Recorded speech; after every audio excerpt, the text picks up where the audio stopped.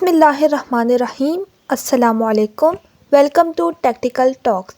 آج کی ویڈیو ہے انڈیا کے انوار میزائل کے بارے میں، جس کے بارے میں انڈینز نے بہت زیادہ ہائپ کریٹ کی ہوئی ہے کہ یہ پاکستان اور ان کے باقی دشمنوں کے لیے بہت بڑا خطرہ ہے۔ تو آج کی ویڈیو میں ہم بات کریں گے کہ اصل حقیقت کیا ہے، انوار میزائل بیسیکلی ہے کیا، یہ کیا کام کرتا ہے، کیسی ٹیکنالوجی ہے اور پاکستان کے پاس اس کے کیا کیا توڑ ہیں۔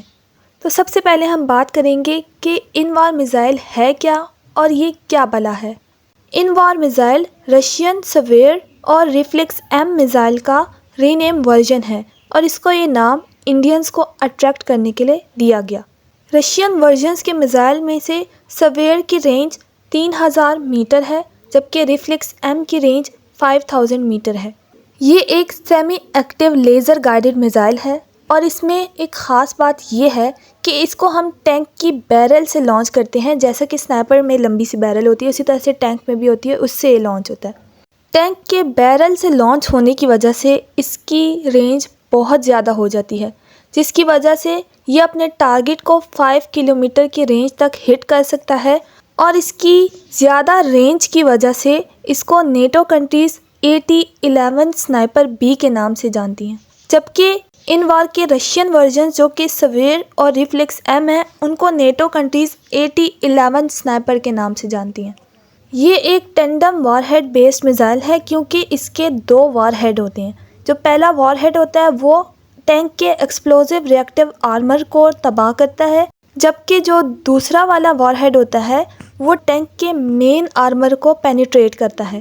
انوار میزائل ٹینک کے مین آرمر کو تقریباً 700 ملی میٹر تک پینیٹریٹ کر سکتا ہے، جبکہ رشین سویر اور ریفلیکس ایم میزائل ٹینک کے مین آرمر کو تقریباً 750 ملی میٹر تک پینیٹریٹ کر سکتے ہیں۔ تو اب ہم بات کریں گے کہ انڈیا نے یہ ڈیل کب سائن کی اور کیوں کی۔ 2008 میں جب انڈیا میں ممبئی اٹیکس ہوئے تو انہیں ضرورت محسوس ہوئی کہ ان کے پاس اینٹی ٹینک ویپنز ہونے چاہیے اور ٹینک ایمونیشن ہونی چاہیے۔ تو Indian army chief general VK Singh نے پرائم منسٹر منموہن سنگھ کو انفارم کیا کہ انہیں ٹینک ایمونیشن اور ایئر ڈیفنس ویپنری کی ضرورت ہے اور ان کی اس ضرورت کو پورا کیا جائے۔ تو 2012 میں انڈیا نے رشیا کے ساتھ کانکرڈز ایم اور انوار میزائلز کی ڈیل سائن کی۔ جس طرح پاکستان کی گٹس کمپنی ہے جس کا کام پاکستان کی اسٹریٹجک آرگنائزیشنز کے ساتھ ڈیل کر کے ان کی پروڈکٹس کو فورن کنٹریز کے ساتھ ایکسپورٹ کرنا اور ان کو پروموٹ کرنا ہوتا ہے، بالکل اسی طرح رشیا کی ایک فرم ہے جو رشیا کی ویپنز کو پروموٹ اور ایکسپورٹ کرتی ہے، اس کا نام ہے روزوپرون ایکسپورٹ۔ اس نے اپنے ریفلیکس ایم اور سویر میزائلز کو نئے نام کے ساتھ انڈیا کو پچڈ کیا، اور انڈیا ان میزائل سے متاثر ہوا کیونکہ یہ T-90، T-72 اور T-80 سیریز کے ٹینکس میں فٹ ہوتے ہیں۔ اب مزے کی بات یہ ہے کہ سپری انٹرنیشنل کے مطابق پاکستان نے اپنے T-80 UD ٹینکس کے لیے، جو کہ پاکستان نے یوکرین سے 90s میں پرچیز کیے تھے، 1920 کی تعداد میں ریفلیکس ایم اور سویر میزائلز بیلاروس سے لیے تھے۔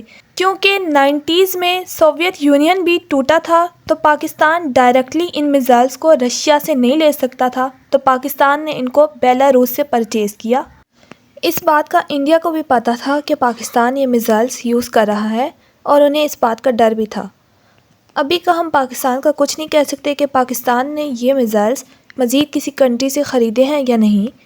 یوکرین اور رشیا کی جنگ میں بھی یوکرین کو ان میزائلز کو یوز کرتے دیکھا گیا، لیکن اس نے باقاعدہ طور پر اعلان نہیں کیا کہ وہ ان میزائلز کو یوز کرتا ہے۔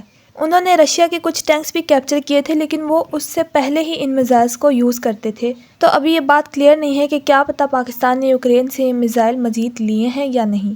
لیکن انڈیا نے روزوپرون ایکسپورٹ کے ساتھ 25,000 انوار میزائلز کی ڈیل سائن کی تھی، جن میں سے 10,000 میزائل ان کو ریڈی میڈ ملنے تھے، جو کہ تقریباً 1,386 کروڑ کی ڈیل تھی۔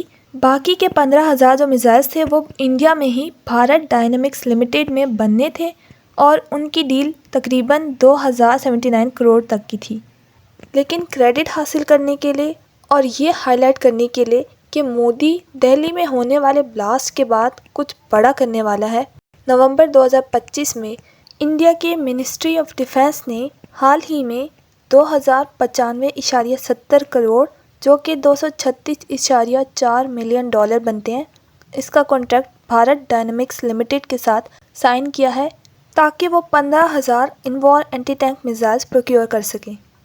इन मिसाइल्स की टेक्नोलॉजी 3-4 दहाई पुरानी है और इंडिया जो कि ख़ुद को सुपर पावर कहता है वो सिर्फ 50% इसको बनाएगा और जिसके 50% के कंपोनेंट्स होंगे वो रशिया से इंपोर्ट करेगा।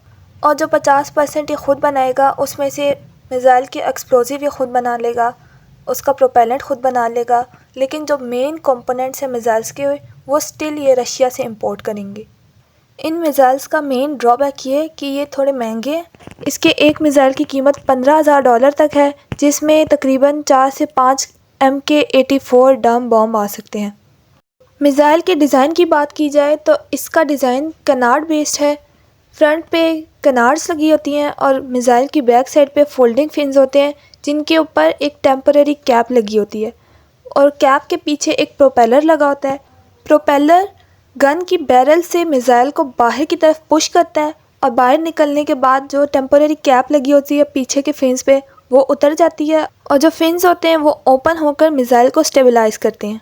फ्रंट पे जो कैनार्ड्स होती हैं वो मेन बॉडी से ओपन हो जाती हैं और वो मिसाइल को टैंक के लेज़र डेजिग्नेटर से निकलने वाली लेज़र के थ्रू ही गाइड करना शुरू कर देती हैं। अब अगर हम बात करें कि पाकिस्तान ने इंडिया के इस महंगे मिसाइल के मुकाबले में क्या हल निकाला है, तो पाकिस्तान ने इसका बहुत ही सस्ता सा हल निकाला है। पाकिस्तान की Gits LTS-786P laser warning system बनाती है। जब दुश्मन लेज़र डेजिग्नेटर से टैंक को एम करता है तो ये लेज़र वार्निंग सिस्टम टैंक को वार्निंग देता है और टैंक फिर उसके ख़िलाफ़ एंटी लेज़र और एंटी हीट ग्रेनेड्स लॉन्च करता है। एक्चुअली PF ने ऑलरेडी आइडियाज़ 2024 की एग्जीबिशन में 81 mm के स्मोक और एंटी लेज़र बीम ग्रेनेड्स मुतारिफ़ कराए थे जो कि पुराने टैंकों को modern laser guided anti tank missile से अच्छे तरीके से बचा सकते हैं। ये ग्रेनेड टैंक से कुछ मीटर दूर फायर होते हैं और हवा में ऐसे पार्टिकल्स बिखेर देते हैं जिनकी वजह से एनिमीज़ की लेज़र टैंक पर नहीं पड़ती बल्कि स्मोक के पार्टिकल्स पर पड़ती है। इतने में टैंक कहीं आगे पीछे हो जाता है और दुश्मनों के एंटी टैंक मिसाइल्स पे टैंक को डिटेक्ट नहीं कर पाते। इन ग्रेनेड्स के जो पार्टिकल्स होते हैं जैसे ये लेज़र की रेस को टैंक पर पड़ने नहीं देते, बिल्कुल इसी तरह ये टैंक की हीट को बाहर नहीं जाने देते। इस तरह टैंक इंफ्रारेड और थर्मल डिवाइसेस पर भी नज़र नहीं आता। तो इस तरह टैंक लेज़र और हीट सीकिंग मिसाइल्स से बच जाता है। लेकिन जो पाकिस्तान के मॉडर्न टैंक्स हैं जैसे कि हैदर, VT4, अल खालिद, इनमें पहले से ही एक्टिव प्रोटेक्शन सिस्टम्स लगे हुए होते हैं। तो जब इन टैंक्स के पास कोई एनिमी का एंटी टैंक मिसाइल अप्रोच करता है तो वो उसे टैंक से बाहर ही डिस्ट्रॉय कर देते हैं। तो पाकिस्तान इस डील से परेशान इसलिए नहीं है क्योंकि पाकिस्तान पहले दिन से ही अपने दुश्मन के हर कदम पर नज़र रखता है। आपको अभिनंदन वाला वाक़या भी पता होगा कि कैसे फरवरी 2019 में पूरी दुनिया ने देखा कि पाकिस्तान ने इनको शिकस्त दी, इनके 2 जहाज़ गिराए और इनका एक पायलट भी पकड़ा। और मई 2025 में भी हमने इनके 7 जहाज़ गिराए, स्पेशली राफेल्स इनमें शामिल थे और एक मेल ड्रोन भी था और हंड्रेड्स ऑफ कामिकाज़ी ड्रोन्स भी इसमें शामिल थे। और मेन पॉइंट ये है कि 2008 के फॉल्स फ्लैग के बाद इन्होंने कभी भी पाकिस्तान में अपनी लैंड फोर्सेस एंटर नहीं की और इंशाल्लाह फ्यूचर में भी ऐसा नहीं होगा।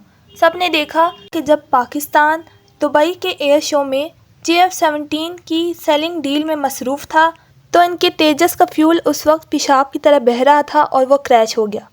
बेशक इनके पास बहुत ज़्यादा असलहा है, बहुत ज़्यादा मिसाइल्स हैं, लेकिन ये फिर भी खौफज़दा रहेंगे क्योंकि पाकिस्तान कोई खिलौना नहीं है जिसके साथ खेला जाए, बल्कि वो एक न्यूक्लियर पावर है।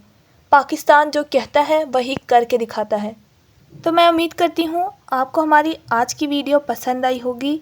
अगर वीडियो पसंद आई है तो इसको लाइक कर दें और मज़ीद ऐसी अपडेट्स के लिए हमारे चैनल को सब्सक्राइब कर दें।